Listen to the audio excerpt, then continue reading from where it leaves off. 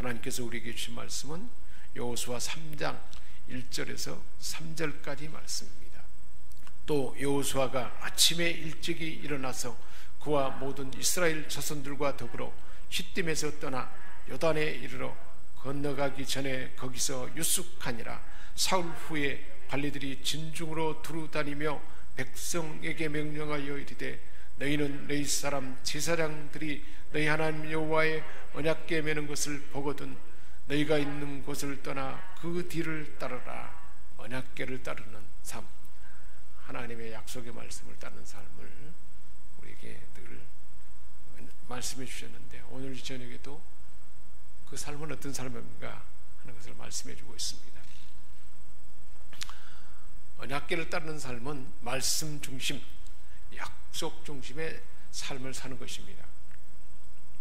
윌리엄 미첼이라는 사람이 메뚜기 사고방식을 벗어나려면 어떻게 되는가,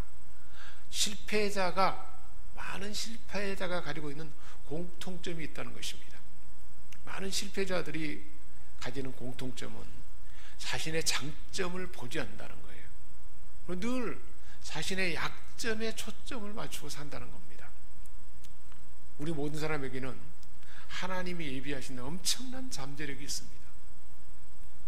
하나님의 약속의 말씀을 보내셔서 하나님의 역사를, 그 말씀을 통해서 하나님의 사람을 통해서 이룬 것처럼 그 일을 하나님은 이루시는 분입니다. 그 일이 내게 이루어지리라. 그 일, 하나님이 예비하신 그 일, 갑절의 성령의 역사가 나타나는 그 일, 우리 모두에게는 이런 엄청난 잠재력이 있는데 그것에 관심을 두지 않냐고. 나는 할 수 없는 일이 많아, 나는 못할 일이 많아, 부족한 것이 많아, 자기의 약점만 보면 아무것도 할 수가 없다는 거예요. 자기의 장점을 보고 하나님이 나를 통해서 하실 일을, 나는 부족하지만 나를 통해서 하나님이 하시지 않습니까? 모세가 뭐라고 말했는가요? 80이 되어서 나는 할 수가 없습니다. 하나님, 보낼 만한 사람을 보내십시오. 내가 너와 함께 할 것이다. 하나님, 우리 약점도 많고 부족함도 많지만, 나는 부족하지만 주님이 우리 안에 나와 함께 할 때 뭐 어떤 것들도 할 수 있는 그 역사가 나타날 줄 믿습니다. 그 잠재력을 보는 것입니다. 많은 실패자들은 그런데 약점에 초점을 맞추고 산다는 거예요. 두 번째로는 자기 자신을 용납하거나 인정하려 하지 않는다는 거예요. 모든 사람에게는 긍정적인 장점들이 다 있습니다. 자기의 긍정적인 장점을 자기 스스로를 알아차리지 못한다는 거예요. 그래서 늘 자신에 대해서 메뚜기 사고로 가는 거예요. 나는 할 수가 없어, 나는 부족해, 이런 생각을 늘 간다는 것입니다. 세 번째로는 성공에 이르는 지점까지 시도를 하다가 구부능선을 올라갔어요. 그런데 마지막 그것을 성취하려면 모험을 해야 되는데 그 모험을 하지 않는다는 거예요. 새로운 도전이 마지막 고비를 넘어야 되는데 그게 힘드니까 그 기회를 피해버린다는 거예요. 회피해버린다는 거예요.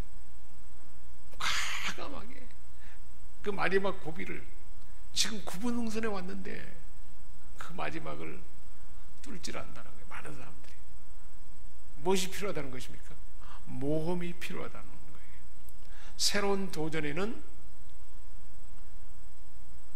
저항이 많이 있어요. 그 도전의 기회를 그냥 피해서 편한 길로 가본다는 거예요. 그래서 많은 사람들이 메뚜기 정신에 머물다는 거예요. 네 번째로는 자신을 헐값에 팔아본다는 거예요. 자신을 가치 없는 사람, 못난 사람, 무시해도 좋은 사람으로 여긴다는 거예요. 자기 자존감이 너무 약한 것입니다. 예적으로 성공한 사람이라도 이런 메뚜기 사고방식을 갖고 있으면 늘 삶의 위협을 느끼고 불안하다는 것입니다.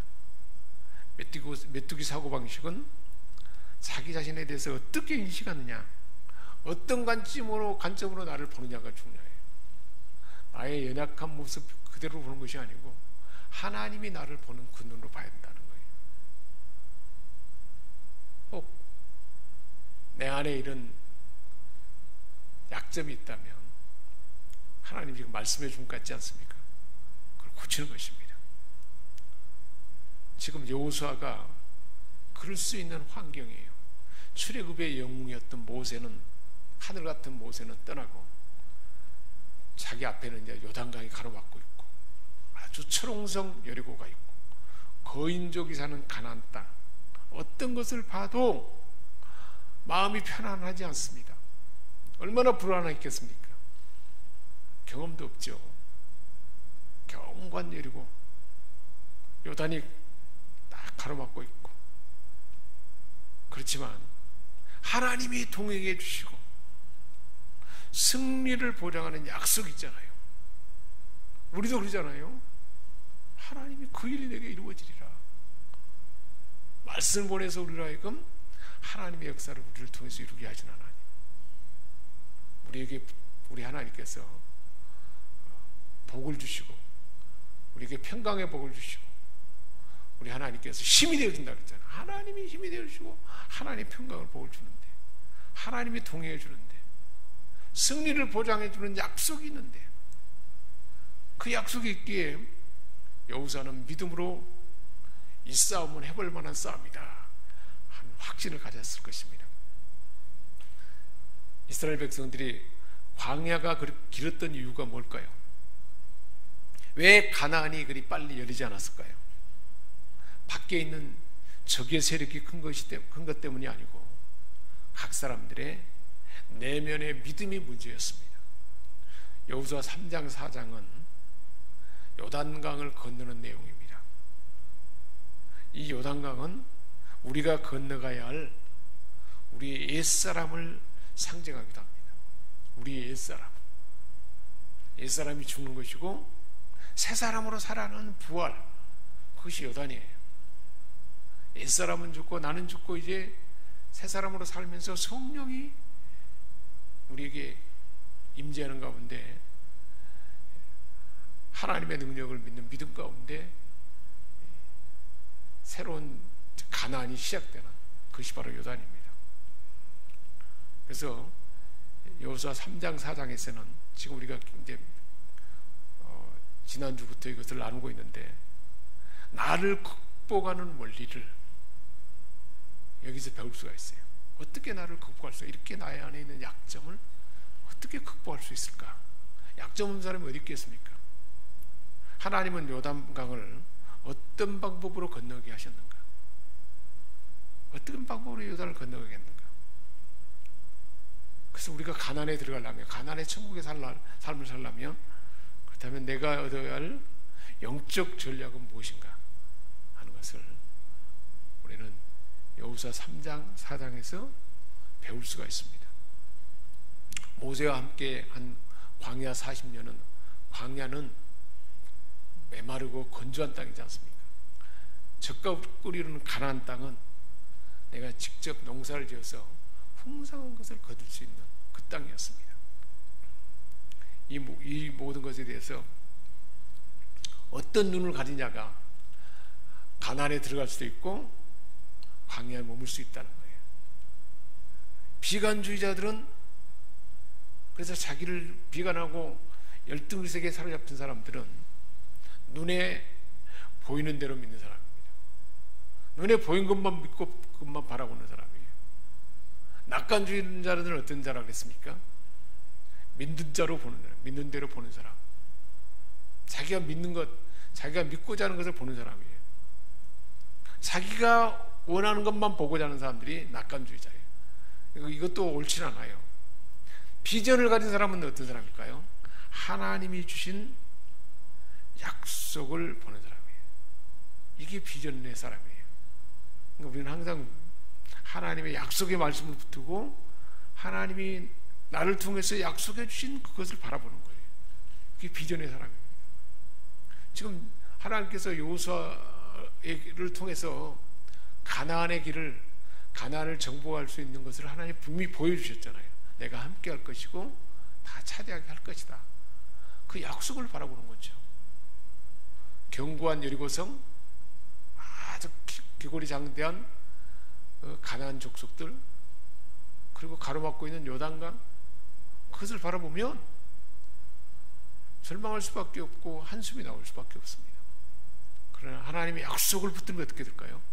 하나님이 함께 한다 말씀하셨고 하나님이 차지하게 하리라 그랬으니까 약속을 붙들면 분명하게 확신을 갖고 나갈 수가 있는 것입니다. 민수기 13장 33절에 거기서 네피림 후손인 아낙 자손의 거인들을 보았나니 우리 스스로 보기에도 메뚜기 같으니 그들이 보기에도 그와 같을 것이니라. 정탐꾼들이 환경만 본 거예요. 하나님의 약속을 보지 못하고. 민수기 14장 9절은 어떻게 말합니까? 여호수아와 갈렙은 여호와를 거역하지 말라, 또 그 땅 백성을 두려워하지 말라, 그들은 우리 밥이라. 그들의 보호자는 그들에게서 떠났고 여호와는 우리와 함께 하시느니라. 그들을 두려워하지 말라. 믿음의 사람은 하나님의 약속을 붙들고 그것을 보는 거죠. 똑같은 정탐의 그 현장에 가서 봤는데 하나님의 약속을 믿고 약속을 통해서 환경을 바라보는 사람과 눈에 보이는 것만 바라보는 사람과 이 차이가 있다는 거예요. 사랑하는 여러분, 일상의 삶 가운데 뭘 바라보는 거예요?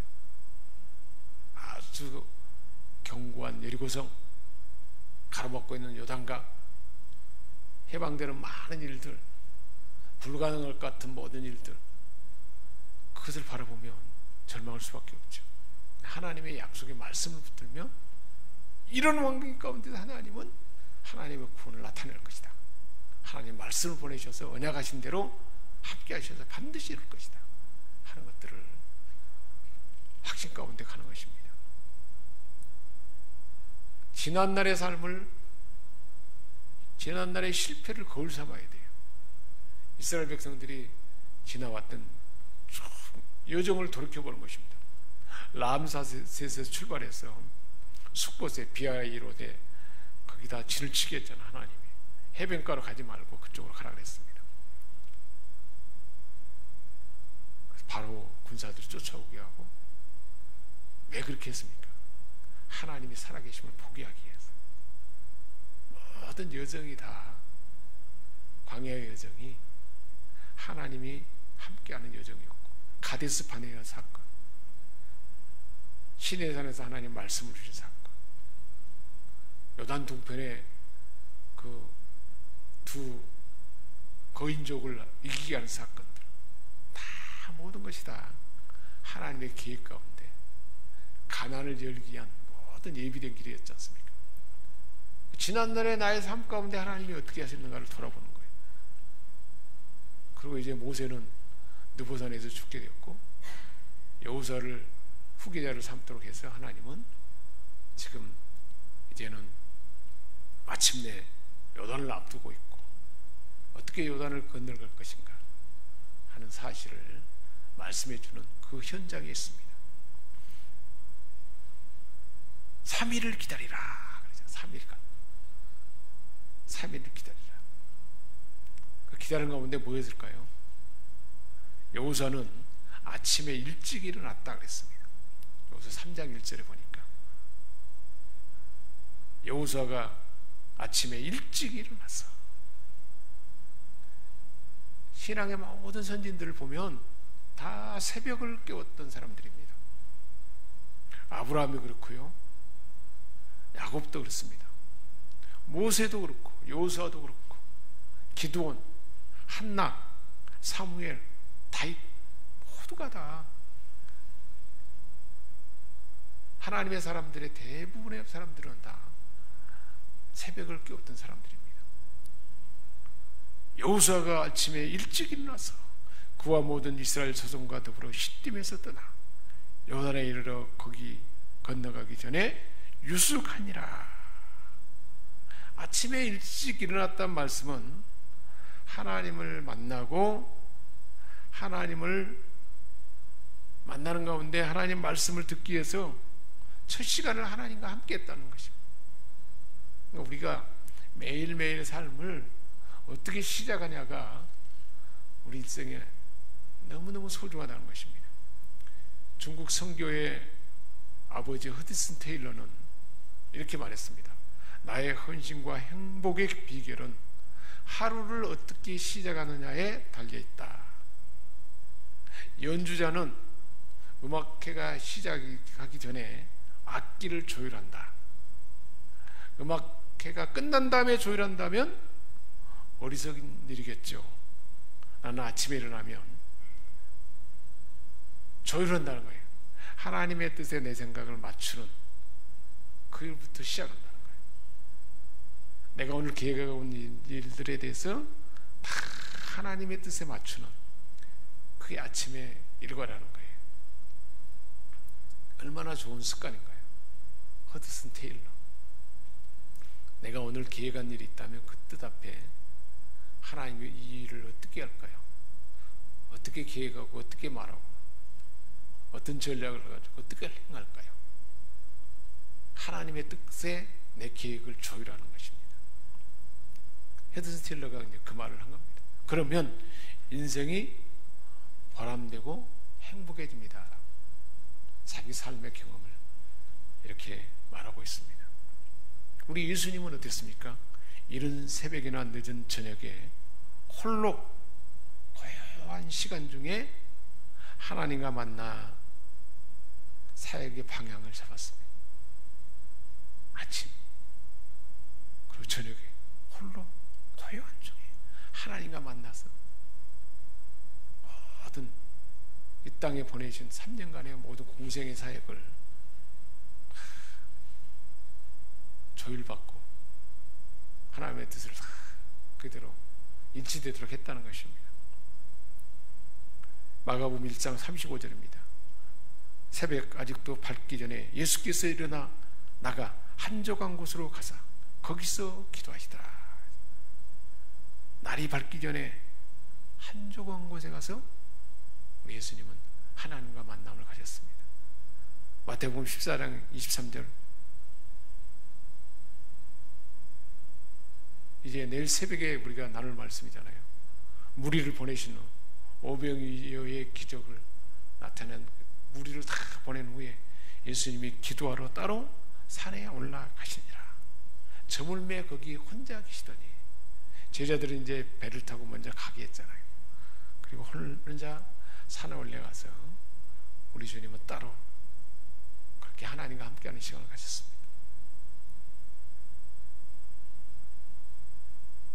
이 기도하는 시간은 하나님과 만남의 시간이요, 우리 마음이 쉼을 얻는 시간입니다. 일상의 분주함을 뒤로하고 모든 분주함을 뒤로하고 하나님과 대면하여서 기도로 대화하는 일은 우리 인생의 마음의 평안과 여유를 주는 시간이라는 것입니다. 모세도 보십시오. 떨기나무, 호렙산에서 떨기나무 경험 이후에 40년간을 사역하면서 늘 하나님과 대면했다 그랬습니다. 출애굽기 33장 11절입니다. 사람이 자기의 친구와 이야기함 같이 여호와께서는 모세와 대면하여 말씀하시며 모세는 진으로 돌아오나 눈의 아들 젊은 수종자 여호사는 해막을 떠나지 아니하니라. 여호사는 스승계들을 떠나지 않았어요. 그래서 갑절에 엘리사가 엘리야의 갑절의 영감을 받은 것처럼 이렇게 그 훈련을 받았던 것입니다. 신명기 34장 10절에 그 후에는 이스라엘에 모세와 같은 선지자가 일어나지 못하였나니 모세는 여호와와 대면하여 아시던 자요. 하나님과 늘 대면하는 그 시간을 가졌기에 모세가 그런 대단한 일을 할 수 있었다는 것입니다. 다윗도 그렇습니다. 자기 삶의 모든 사세한 일까지도 다 하나님과 의논합니다. 사무엘상 사무엘 하에 보면 얼마나 하나님과 의논하는가를, 다윗은 얼마나 하나님과 친밀하게 의논하는가를 볼 수가 있습니다. 사무엘하 5장 19절에 보면 다윗이 여호와께 여쭈어 이르되 내가 블레셋 사람에게로 올라가리이까 여호와께서 그들을 내 손에 넘기시겠나이까 하니 여호와께서 다윗에게 말씀하시되 올라가라 내가 반드시 블레셋 사람을 내 손에 넘기시리라. 하나님, 블레셋 사람과 지금 싸우러 내가 가도 괜찮겠습니까? 하나님, 그 사람들 이기도록 하나님께서 내 손에 그들을 붙여주겠습니까? 하나님이 올라가라 내가 내 손에 넘기리라. 섬세하게 어떤 방식으로 올라갈까요? 그것도 묻습니다. 다윗이 하나님 앞에 존귀하게 쓰임받을 수 있었던 이유가 바로 하나님과 늘 기도하는 일이었습니다. 모세도 마찬가지고 모든 하나님의 사람들이 다 그렇습니다. 다윗의 시편 절반 이상이 다 시편의 절반 이상이 다 다윗의 시편인데 거의 모두가 다 기도의 시입니다. 자신의 감정, 슬프고 우울하고 화가 나고 이 모든 것들을 다 기도로 하나님과 이야기하고 찬양으로 그것을 하나님을 기대한 가운데 더 새로운 국면으로 하나님을 기대하는 마음으로 바꾸기까지 그렇게 기도했던 것입니다. 얼마나 기도가 중요한지를 많은 신앙의 선진들은 그 삶을 통해서 보여주고 있습니다. 여호수아는 하나님과의 교제가 능력임을 아는 사람이었습니다. 그의 이름 여호와는 구원이시다 라는 그 이름이 뜻하는 것처럼 주님과의 교제가 여호수아의 삶에 하나님의 은총을 경험하는 기회가 됐던 것입니다. 오늘 말씀 그대로 여호수아는 아침 일찍 일어났습니다. 여리고성을 매일 돌 때도 성경에 보니까 일찍 일어났다 그랬습니다. 아이성을 정복할 때도 일찍 일어났다 그랬습니다. 사람과 만나기 전에, 일과를 시작하기 전에 하나님을 만나야 되기 때문에 하나님과 만나는 시간을 가지려면 일찍 일어나야 되잖아요. 새벽을 깨우는 거죠. 아침에 일찍 일어나는 일은 우리 그리스도인의 기본적인 습관이 되어야 한다. 이게 습관이에요. 일상의 습관. 광야에서 만나를 거두는 시간도 이른 아침 시간이었습니다. 하늘의 양식을 얻는 것은 아침 일찍 첫 시간이라는 거예요. 아침 일찍 일어나서 하나님의 말씀을 먹는 사람, 그리고 하나님과 만나는 기도의 사람은 영적으로 풍성한 삶을 누릴 수밖에 없지 않겠습니까? 우리 대한민국이 왜 이렇게 갑자기 성장하고 잘 사는 나라가 됐을까요? 우리 한국 교회가 전 세계 어느 나라보다 제일 갑작스럽게 부흥하는 그런 교회였습니다. 한국 교회의 축복과 부흥이 어디서 왔을까요? 다들 그렇게 말합니다. 새벽 기도 때문이다. 새벽 기도가 있는 나라가 없어요. 세계 교회가 말한다는 거예요. 한국 교회가 새벽을 깨움으로써 80년대, 90년대 잠든 한국 사회를 깨운 거예요. 사단 마귀가 가장 두려워하는 것은 하나님과 친밀한 교제를 나누는 사람인데, 모든 교회들이 새벽 기도하잖아요. 한국 교회의 10% 교인이 꼭 새벽 기도합니다. 제가 90년대 그때 미국에 갔을 때 그때 한국 교회에 대해서 묻더라고요. 그래서 한국의 크리스찬들은 10% 정도 사람들이 새벽에 기도한다 그랬더니, 아 그러냐고. 어떻게 새벽에 일어나서 어떻게 그렇게 기도를 하냐고. 저도 자랑스럽게 이야기했습니다. 사단이 가장 두려워하는 것은 하나님과 친밀한 교제를 나누는 사람인데, 10%의 사람들이 기도하니까 그 영향력들이 교회 안에 번져가지 않겠습니까? 우리 생명샘 교회 안에 10%의 기도하는 사람들이 깨어있는 사람이고 영적 풍성함을 경험한 사람들이 다른 사람들에게 그 은혜를 나눌 때 활기차고 하나님 기뻐하는 교회가 되지 않겠습니까? 우리는 주님으로부터 무한한 하늘의 능력을 공급받으려면 반드시 기도로 나가야 된다는 거예요. 시편 46편 5절에 하나님이 그 성 중에 계심에 성이 흔들리지 아니할 것이라. 새벽에 하나님이 도우시리로다. 새벽에 하나님이 도우신다는 거예요. 새벽에 도우신다. 시편 57편 8절 내 영광아 깰지어다 비파야 수금아 깰지어다 내가 새벽을 깨우리로다. 내가 새벽을 깨우리로다. 새벽에 하나님과 만나는 시간이 우리 그리스도인의 삶의 가장 핵심이라는 것을 여호수아 3장 여호수아의 삶에서 우리에게 보여주고 있고, 많은 신앙의 사람 다윗, 모세, 우리 주님, 많은 신앙의 위대한 사람들이 다 새벽을 깨우는 사람들이었습니다. 사랑하는 여러분, 나의 일과는 어떻게 시작합니까? 삶의 우선순위는 어디에 있습니까?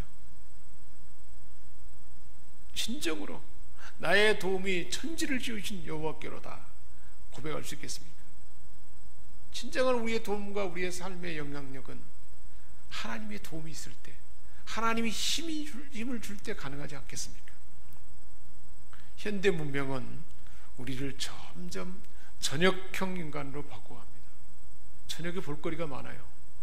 저녁에 다 이것저것 보다 보면 늦게까지 있다가 자니까 새벽을 깨울 수가 없어요. 우리 잠자는 시간부터 우리가 바꿔야겠죠. 그걸 고쳐야만